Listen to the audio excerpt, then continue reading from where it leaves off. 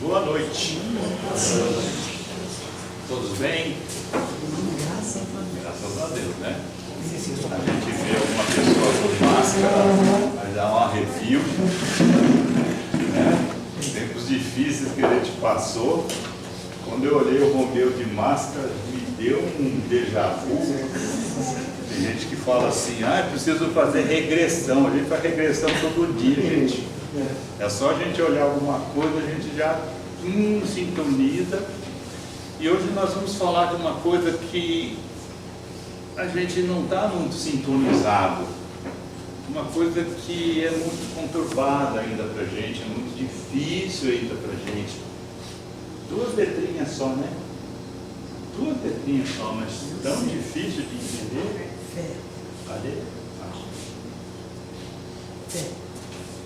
Então nós vamos falar um pouquinho sobre a fé. Se a gente puxar bem para trás, vamos voltar aí uns 3.000 anos para trás. Como é que era a nossa fé há 3.000 anos para trás? A gente acreditava em cada coisa, né? Tinha Deus do trovão, Deus da isso, Deus da alegria, Deus da tristeza, tinha Deus para todo lado. E aí nós começamos a tentar fazer uma sintonia com nossa fé, e até hoje a gente não se entendeu. E eu pensando, o que eu posso falar sobre fé? Nós falamos tanta coisa sobre fé. Eu sempre espero até o último dia, o penúltimo dia, que sempre vem alguma coisa bem interessante. Aí um dos meus cunhados me manda uma frase de Charles Chaplin. Eu vou ler para vocês. Pensamos demasiadamente e sentimos muito pouco. Necessitamos mais de humanidade do que de máquinas. Mais de bondade e ternura do que de inteligência. Sem isso, a vida se tornará violenta e tudo se perderá. Charles Chaplin falou isso há mais de 60 anos atrás. E se a gente entender do que ele está falando, eu só não concordo com o finalzinho. Eu sou mais Lavoisier. Nada se perde, tudo se transforma. Então, se a gente tentar entender o que está acontecendo com a gente hoje, no sentido de falarmos de fé, nós estamos vivendo numa época aqui que nós somos cristãos, correto? E o que nós aprendemos a respeito de fé depois de Jesus? Os nossos mestres, os nossos encaminhadores do nosso sentido de fé, foram legais? Você acha que foram legais até hoje? Os condutores de nossa fé, foram gente bacana? Ensinou realmente para a gente um caminho bem legal?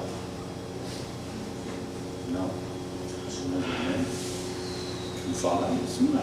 Eu já fui expulso da Igreja Católica uma vez, não quero ser expulso de novo, não. A nossa fé ela foi muito conturbada. Eu fui expulso da Igreja Católica porque eu fazia muitas perguntas com 17 anos. E aí me convidaram a procurar outras coisas. Aqui, não, procure em outros lugares. E eu fui procurar. Mas de Jesus para cá, a gente viu que a fé serviu para guerra. A fé serviu para matar. A fé serviu para escravizar a gente de uma tal maneira que começou a ter um problema muito sério entre a razão e a fé. Começou a haver uma separação, porque se eu mexo com a área religiosa, com a área de fé, eu corro risco do quê? O que você acha que você corria risco há uns 500 anos atrás? Você queimar mais você do que ele, mais a senhora do que ele. Vocês já viram hoje como é que está esse negócio de racismo? Se você acusar alguém de racista, pronto, né? Você quer ferrar o cara, você fala, você é racista, e fala em voz alta, porque aí a polícia já prende ele mesmo sem ele ter falado nada. Então a gente está com dedos assim quanto a esse negócio de racismo.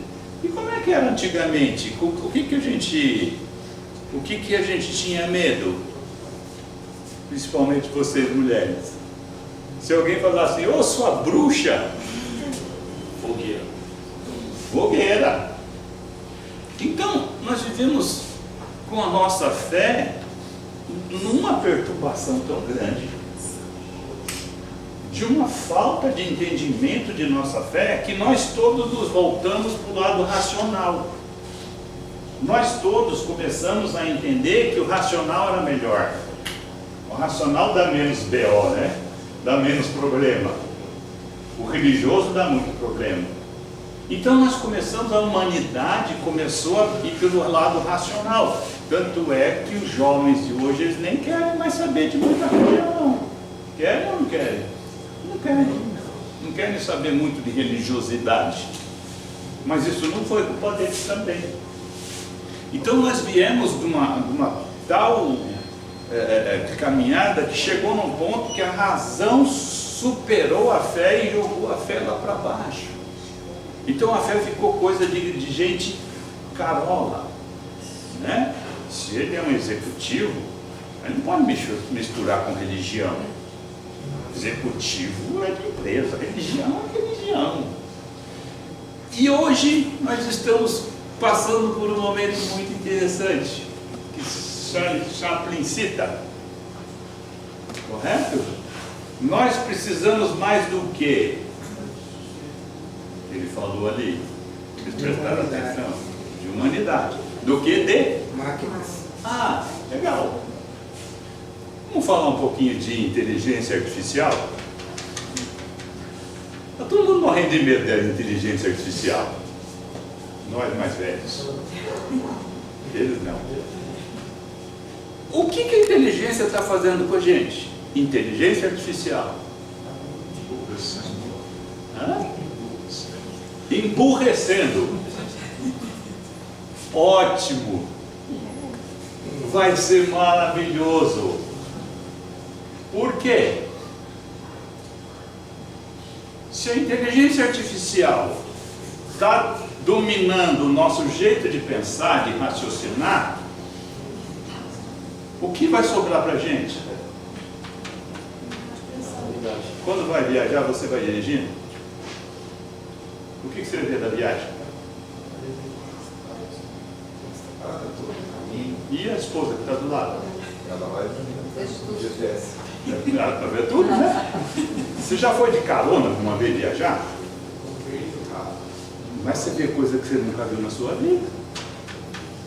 Se o carro vai dirigindo sozinho, com a inteligência artificial, o que nós vamos fazendo do lado? Vendo a paisagem. Vendo a paisagem. Muito mais gostoso. Então nós vamos começar a perceber que nós não precisamos gastar tempo com raciocínio, nós vamos gastar o nosso tempo com o quê? Observação. Os nossos sentimentos. Nós vamos começar a prestar atenção mais nos nossos sentimentos. Porque, como fala Charlie Chaplin aqui, a vida vai ficar violenta. E está, não está? Só que vai chegar num ponto que não vai se acabar, vai se transformar. Então a nossa fé está mudando de uma tal maneira, agora com essa inteligência artificial, que nós vamos ter que começar a prestar atenção no que a gente sente. E não no racional. O racional vai ser substituído pela inteligência artificial. E aí nós, seres humanos, vamos começar a prestar atenção no quê? Na paisagem, na criação, no porquê que eu estou aqui, no que eu gosto, do que eu não gosto. Eu já acho interessante, você pega uma criança almoçando, você pergunta para ela assim, a comida está gostosa? Ela vai olhar para você e falar assim, não sei. Não é? Não sei. para chegar a um ponto de gostar de McDonald's, tem que não saber mesmo. Né? Para gostar de Burger King e McDonald's, não pode prestar atenção no que come. Eu e a Regina, a gente come de McDonald's quando não tem opção. Porque se eu parar para pensar e na hora que eu estou comendo, eu falo, nheca. Né?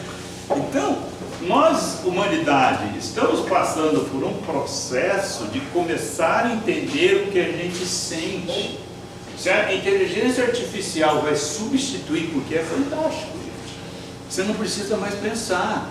Você quer redigir uma carta? Antes eu queria assim, eu precisava redigir uma carta e ficar pensando, escrevendo. Mas eu não posso ser tão mal educado assim. Eu me corrigia, eu voltava. Hoje você pede para o IA e ele faz para você. Ah, eu quero que faça uma carta para tal pessoa. Está pronto.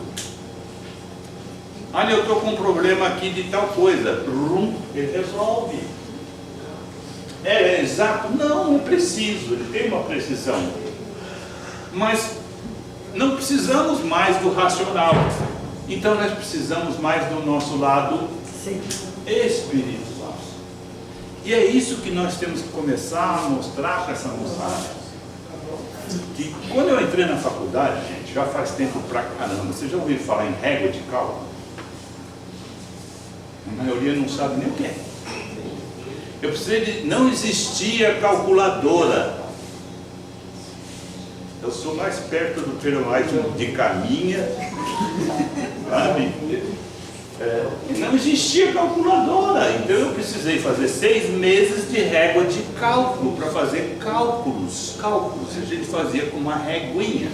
Quando eu terminei o primeiro semestre da régua de cálculo, alguém trouxe uma calculadora. Falou, olha, agora pode usar na faculdade. Eu falei, não podia ter sido 6 meses antes? Então, as coisas foram substituindo. Hoje, o que eu demorava para fazer uma semana, um projeto de uma casa que eu demorava uma semana para fazer, hoje eu faço em 5 minutos, em 3D. Então, eu tenho mais tempo para entender quem eu sou. Eu tenho mais tempo para entender o que eu estou fazendo aqui. E quando a gente fala em fé, a gente está falando em fé em quê? No que a gente tem que ter fé? Você tem ideia, não? Ah, eu tenho que ter fé em Deus. Concorda comigo? Mas você sabe o que é Deus? Alguém aqui me define Deus, por favor. Elcio, me defina Deus. Primeira pergunta do Livro dos Espíritos. O que é Deus? A causa primária de todas as coisas. A inteligência Suprema do universo. Mas peraí, ele é a inteligência suprema, não é inteligência artificial? Não. Se ele é a inteligência suprema, ele é mais do que a inteligência artificial? Gente, nós estamos falando da inteligência suprema. Coloca aqui a gente na Terra. Para fazer o quê? Deus traçou os nossos objetivos? Deus já deu um fim às nossas existências? Deu um final? Deu! Vocês vão ser perfeitos. Só isso. O caminho Deus não fez. Deus colocou. A inteligência suprema falou, vocês daqui, vocês vão ser perfeitos. E o que ele fez para a gente? Está aqui o mundo para vocês viverem. Está aqui os sentimentos para vocês sentirem. Está aqui as emoções para vocês serem felizes, experimentarem as coisas e progredirem. E a gente fica preocupado com inteligência artificial. Ai, mas será que essa vida está certa? Será que Deus fez certo? Ai, mas eu sofro tanto. Ai, mas o meu caminho é tão difícil. Eu não consigo ganhar dinheiro. Nossa, minha vida é tão problemática. Olha os teus problemas. 90% é Dinheiro. 90% do problema é de dinheiro. E quem colocou na tua frente? Você mesmo. E quando essa inteligência suprema mostra para a gente um caminho para a gente andar, a gente fica questionando: será que Deus existe? Deus não existe, eu sou ateu. Deus não é uma entidade. A gente precisa acabar com essa ideia de que Deus tem uma identidade. Deus não tem uma identidade, Ele não é uma pessoa. Deus não vai ficar triste porque você não rezou para Ele. Deus não vai ficar triste com você em hipótese alguma. Ele te pôs nesse caminho e te deu todo o mecanismo para você andar. E só tem um jeito de eu andar: experimentando as coisas. Vou fazer coisa errada? Oh, se vou. Mas como eu vou aprender a fazer certo? Errando. Eu vou ficar tão experiente em errar que um dia eu acerto. Então, o nosso caminho, a inteligência suprema deu este caminho para a gente. Então nós temos que ter fé que isso tudo está certo. A nossa fé tem que ser em algo que a gente entenda. A inteligência suprema fez isso tudo certo. O caminho está certo. O que eu tenho que fazer nesse caminho? Experimentar. Aprenda a sentir. Ah, mas está difícil a sua vida? Veja o que ela te transmite e veja a capacidade que a gente tem de superar isso. Isso é ter fé. E não acreditar nas baboseiras que ensinaram para a gente até hoje. Que Deus castiga. Papai do céu castiga. Nossa, é tão difícil acreditar em Adão e Eva. Porque duas crianças comeram de um fruto que Deus coloca no meio de um paraíso, eles são expulsos do paraíso.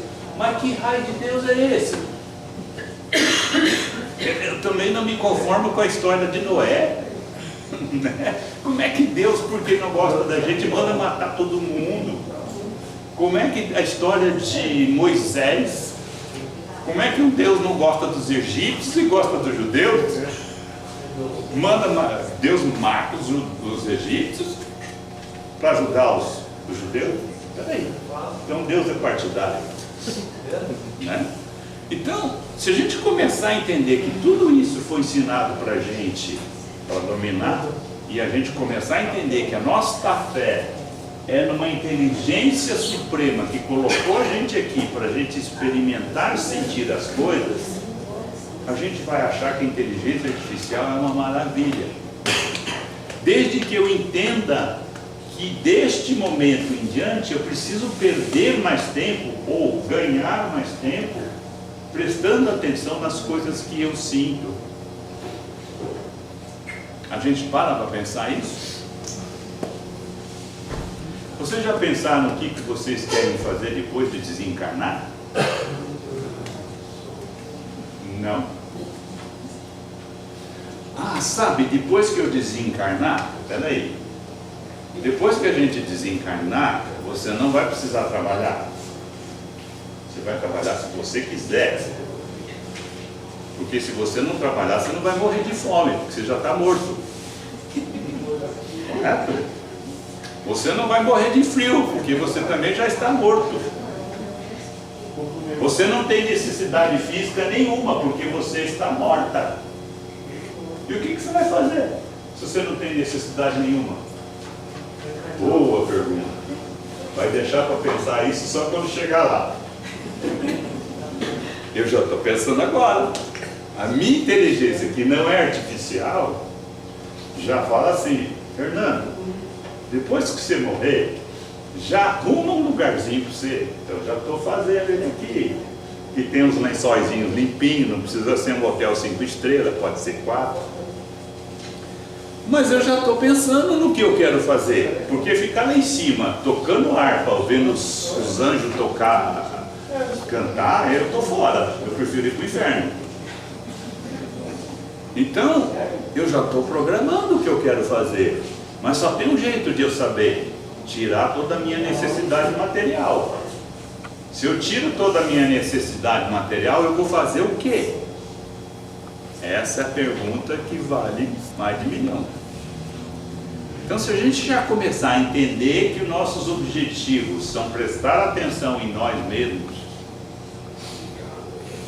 prestar atenção no que nós gostamos, prestar atenção no que faz bem ao nosso espírito, nós estamos começando a entrar no caminho correto. Tem um camarada que se chama Jesus Cristo, já ouviu falar desse? Quando eu estava encarnado, numa das encarnações, eu vi ele passando na minha frente, ele era bem rapazinho, eu falei: esse menino vai dar um trabalho. Até hoje, a gente está tentando entender ele. Quando ele curava as pessoas, eu já falei isso aqui para vocês, né? Jesus cobrava as curas que ele fazia. Sabiam disso? Não sabia que Jesus cobrava as curas que ele fazia? Alguém sabia que Jesus cobrava as curas que ele fazia? Ele falava para não falar nada. Não, ele cobrava mesmo.